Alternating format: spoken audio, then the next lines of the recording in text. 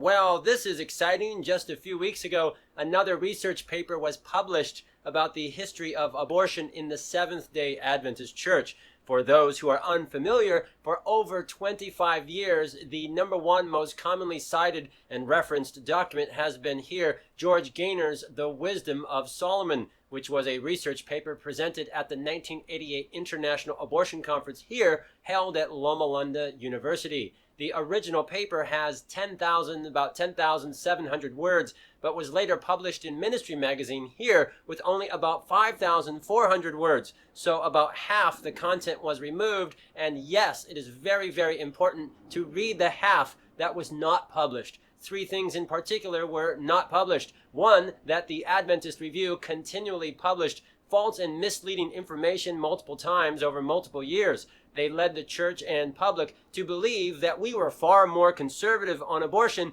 than what was in fact the reality. They were confronted on numerous occasions that they had published misleading information, but the review refused to make any corrections. 2, multiple instances of Adventist employees being harassed or even asked to leave the church because they were protesting the church's involvement in abortion. And 3, the secret abortion file and Neil Wilson's attempt to hide this information. This is, of course, scandalous and very embarrassing, so it was not published by Ministry Magazine. A leader in the church who claimed on their Facebook page right here, "I helped to prepare the Adventist pro-abortion position document," said that Gaynor's paper was just allegations. Those are just allegations. Well, that is very interesting because in 1993, Dr. Ronald Lawson presented on this exact same topic at the meeting of the Society for the Scientific Study of Religion in Raleigh, North Carolina. This is a totally different person researching the exact same topic for totally different reasons.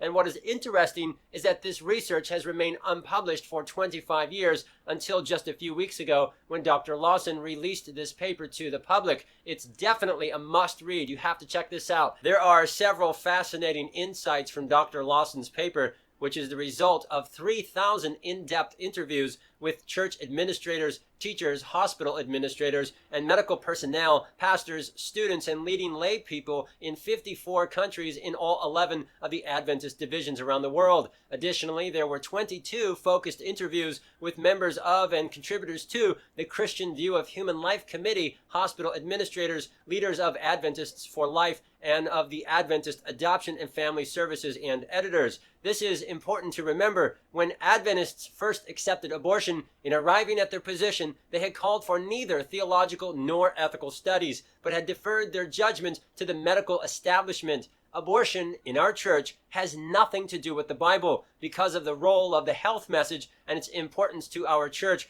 we Adventists have this weakness to just accept whatever doctors tell us. Someone can walk into an Adventist church, and if they have an MD next to their name, and they can say almost whatever they want, and nobody will question it because they are a physician. And most people watching this video are probably nodding their heads. Oftentimes, physicians are given far more credibility to their theology than our own pastors or theologians, and abortion is a concrete, textbook, embarrassing example of this. When abortion was brought into our church, it had nothing to do with the Bible, but everything to do with the desire of North Americans for social acceptance and economic gain. The practice of child murder was accepted in order to make money. Turning to more recent evidence, the sense among staff of Adventist Family Services that far more pregnant Adventist students choose to follow the advice of who? Of deans to choose abortion rather than take the option to adopt or keep their babies is supported by reports that the bulk of clients at abortion clinics near several Adventist colleges are Adventist students.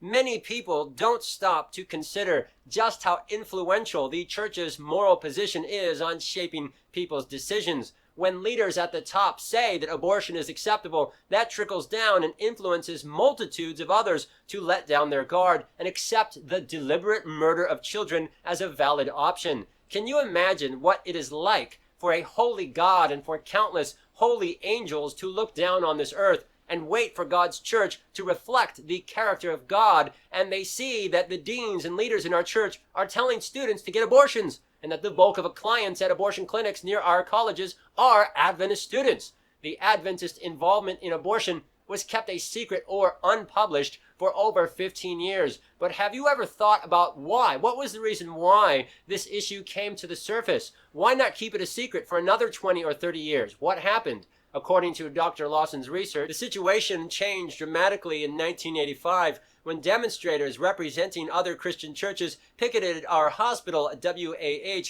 protesting its abortion program, an action which was reported in the Washington Post newspaper. The demonstrators asserted that hospital records showed that over 500 abortions had been performed there during the years 1975 to 82. Picketers carried a sign designed to agitate Adventists who, with their emphasis on Sabbath observance, see themselves as keepers of the Ten Commandments. Adventists remember the Sixth Commandment too. In the succeeding period, Adventists were further embarrassed by demonstrations at other hospitals. Loma Linda was picketed as well, and I actually have a picture of that right here. 100 protesters picket at Medical Center. One of my viewers sent this to me, so thank you very much for that. It is very interesting that leaders in our church, they refused to address the abortion issue until they were publicly embarrassed and humiliated. Unfortunately, they did not make any correction, but only reworded the guidelines to retain the pro-abortion position. This is important because if the past is any indicator, it may be that our church will not fix this issue until we are again publicly humiliated or worse. But I personally hope and pray that we will fix it before that happens. How does this North American data compare with other segments of the global church? Respondents from all sections of the third world were very strongly opposed, collectively about 20% to 59%. When foreign nationals who were mostly North Americans were removed from this latter segment, it became even more strongly opposed, 18% to 64%.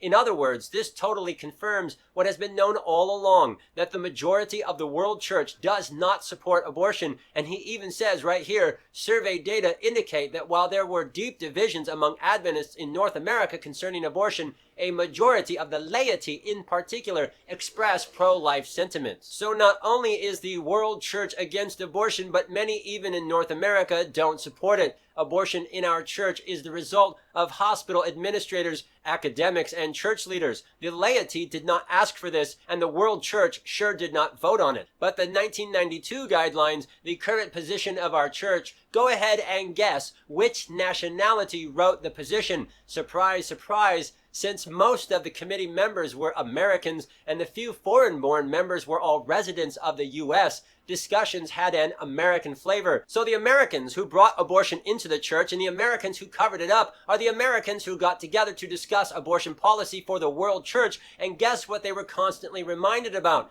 A common undercurrent to the debate, which reinforced the dominant position, took the form of reminders of the need to protect the huge Adventist investment in its hospital system. The presence of so many committee members with medical and hospital connections ensured that this concern was never forgotten and that gentle reminders were all that were necessary. Hi friends, welcome to our Committee on Abortion. Remember that we are the remnant church charged with keeping the commandments and setting before the world the love and character of God. But let us constantly remember that we have made a huge investment in our hospital system. So don't forget about our huge investment, and let's make sure we remind ourselves constantly of our huge investment. Do you know what this is? It is absolutely disgusting. They are discussing an extremely serious moral question and the lives of innocent children, but they'd rather remind themselves of how much money and prestige might be at stake. Now check this out. J. David Newman was the editor of Ministry Magazine, and Millie Youngberg was a professor of education at Andrews.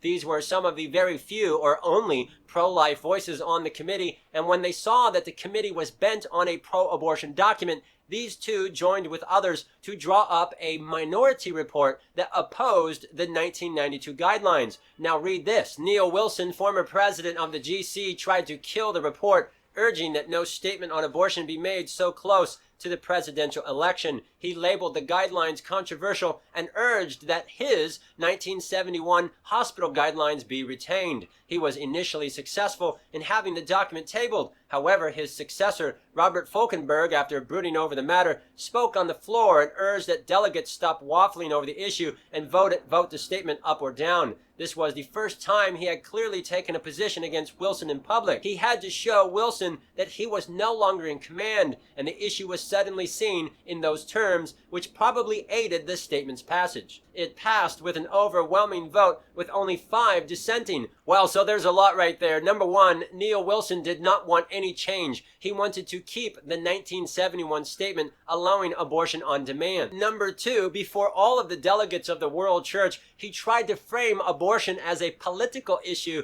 rather than a moral issue. We are Adventists. Who cares if there is an election? Forget the election. We are Seventh-day Adventists. We should not care at all what the world thinks. We need to take a stand for God's word, but as you can see, the only thing they are concerned about is what the world thinks. Apparently, though, Falkenberg didn't like this situation because it made him look like a pushover, so he clearly took a position against Wilson in public. He had to show Wilson that he was no longer in command, and the issue was suddenly seen in these terms, which probably ensured that the statement passed. Isn't that amazing? Both the 1971 and 1992 guidelines, both of them contain the loophole of the health clause, so no matter what else was said, no matter which way the vote went, it was still pro-abortion. So in reality, the delegates were given one choice, the 1971 pro-abortion document or the 1992 pro-abortion document. And after all of the committees, when it finally came down to a vote, all of a sudden, it was seen as a personal issue between 2 leaders.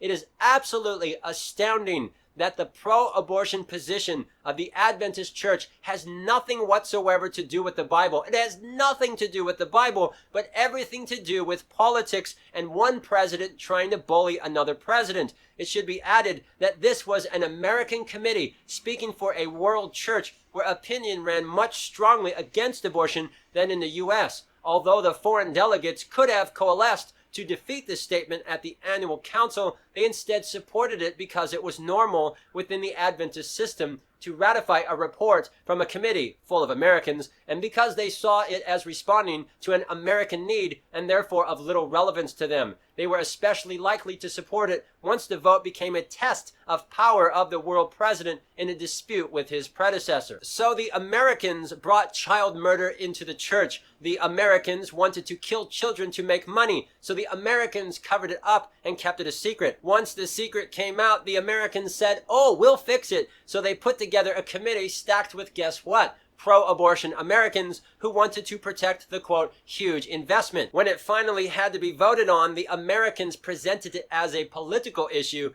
and the 2 American church presidents, Wilson and Falkenberg, got into some drama and locked horns. The delegates didn't want to let their new leader down, so in a show of tribal loyalty, they voted overwhelmingly to support murdering children, with only 5 people dissenting. Now, just think about that and let that sink in. The current pro-abortion position of the worldwide Adventist Church was not accepted based on anything to do with the Bible. This has nothing to do with the Bible. It was accepted in order to show who's the boss. And finally, here's the most revealing quote from the entire paper. Loma Linda ethicist Gerald Winslow became the dominant figure in the abortion committee, and it was Winslow who was given the task of writing the initial draft of the statement. So Dr. Winslow was the leader on this committee and the author of the guidelines, and it was Winslow himself who described the official statement of the church as ultimately pro-choice, since its bottom line is that the pregnant woman must decide.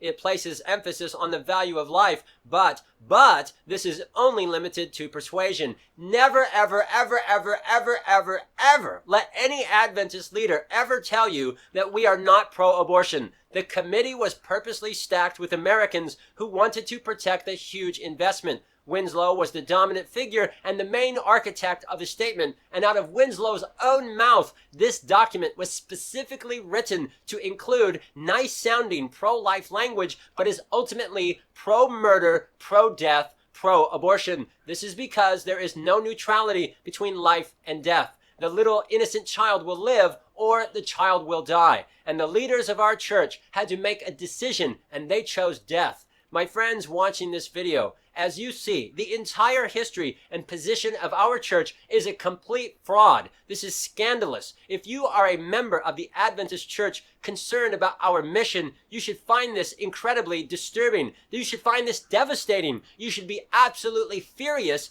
that this has never been voted on by our world church. For over 48 years now, this small group of pro-murder, pro-death leaders in North America and the GC have been allowed to get away with this, and it must end. And the only way that this will happen is if you contact your church leaders and demand, get loud and demand a vote by the world church. You cannot allow yourself to be bullied and intimidated. You must demand a vote. This is absolutely reprehensible, and you should be absolutely furious about this.